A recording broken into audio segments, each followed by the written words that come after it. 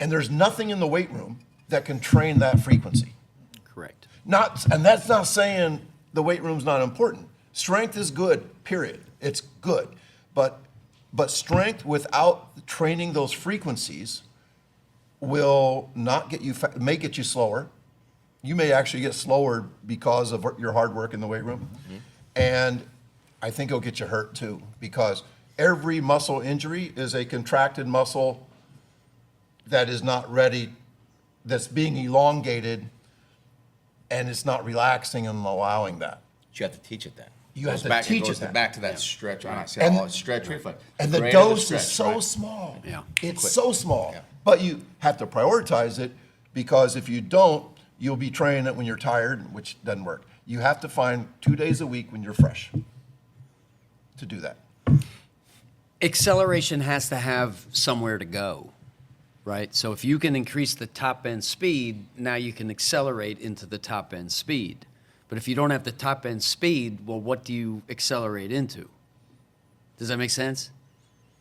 And we always accelerate into top end speed. We don't have acceleration days and sprint and speed days. I know Les Bellman does and stuff. But like yesterday, we ran 2 15s into a 10 and 2 25s into a 10 out of the blocks. 2 guys at a time, free lap timed. So when people say we're all max speed, every time we get to max speed, we're racing and accelerating. Yeah, so yeah. I'm sorry to interrupt. No. That follows on. I think exactly. So your point is, to hit top speed, you better accelerate. Well, my point, I guess my point is that the faster my top end is, the more room I have to accelerate to it. But if that's the ceiling, well, the acceleration, it's sort of on a different curve. Where if that's the top, then the acceleration has somewhere to go. Usain Bolt took 60 meters in Berlin to hit 27.6 miles an hour. Took 60 meters. Now, that's why most people are slowing down. He wasn't like this. He wasn't like this at 50. No. I mean, and he was pretty close to max speed. But it takes longer for somebody. Like for me, my acceleration is maybe 5 yards or 5 meters. Yeah, gotcha. Right. My speed's not very high. Right. So the faster you are, the further you accelerate?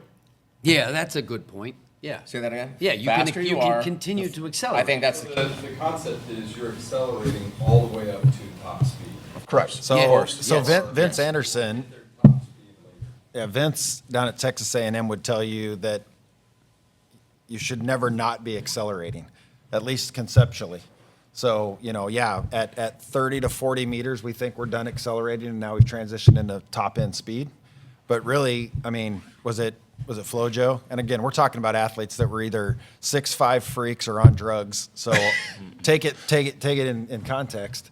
But, there was, I believe it was her 100-meter record where she accelerated every 10-meter segment up to almost 90 meters.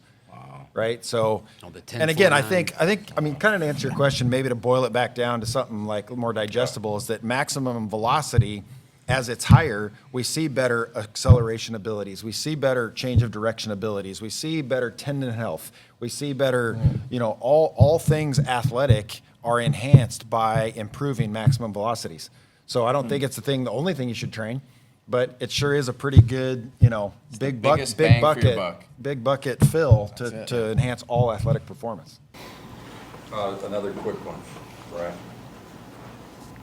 So I haven't seen anything like this, and if you have, let me know. Training speed zones, right? So if you had the ability to deterministically say, this is top speed, right? You're using a timer or some other mechanism, such that this would be 95%, this would be 85%, 75%. If you had the ability, is there programming that exists or that you would think about that would allow you to train in speed zones? Well, that technology exists. FirePod. Shout out for my FirePod guys. They can track exactly where you're at in a practice and a repetition, so you can see exactly. In fact, FirePod's new coach app actually will tell you. I just saw it today. Eric showed me the how many efforts did you have, or where do I want to be at 85% or at 90%, so that you are training those different zones. So I think the technology actually exists. Now, programming for that will follow the fact that we can actually That's what I was see going to that ask. now. Like, what would you learn from that? Well, I mean, again, I'm kind of the simple guy. This will be my whole talk tomorrow night about just simplicity. And I think when you break it down, when you break down speed, you have acceleration, you have top end speed, you have deceleration. That's pretty much it, right? So you're either getting faster, you're at your peak speed, which we know to be about 1.8 to 2 seconds of the most elite sprinters in the world. That's all you have at maximum velocity, or you're decelerating. So the zones, in my opinion, are full force production, accelerating to top end speed. How long can you hold that top end speed through good form? And then the deceleration component, which then comes into speed reserve capacity, type. So I remember my dad, I used to always be like, oh, Carl Lewis, he runs everybody down at the end of the race. He's going faster than everybody else at the end of the race. And my dad's answer was, nope, he's just slowing down less than everybody else. Right. Right? Because even he would reach a point of deceleration.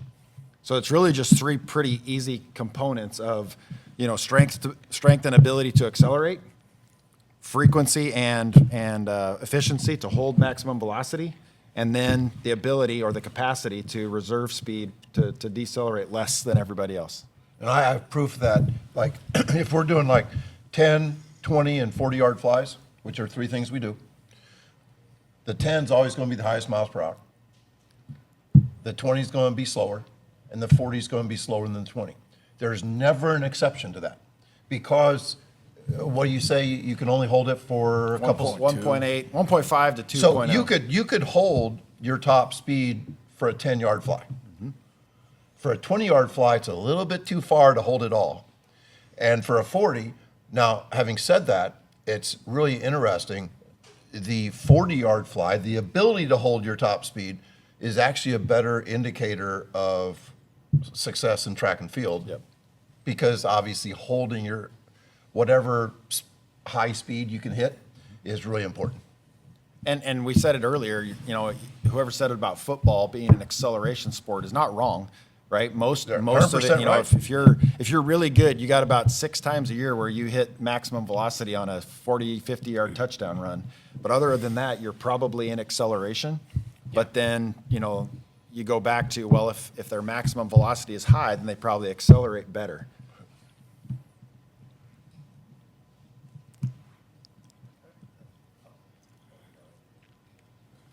So I know at the beginning of the conversation, we talked about how sprinting was something innately that the human species did to hunt down food and all that.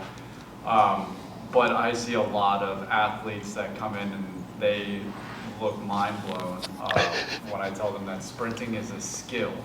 Do you believe sprinting is a skill, and why? And how can we 100%. educate the meathead weightlifting coaches out there to get them on board of why it is a skill? 100% it's a skill. 100%. It's absolutely can be taught. I mean, I think every human has a different ceiling, right? Genetics. In everything. In In everything. But it's absolutely a skill that you can learn.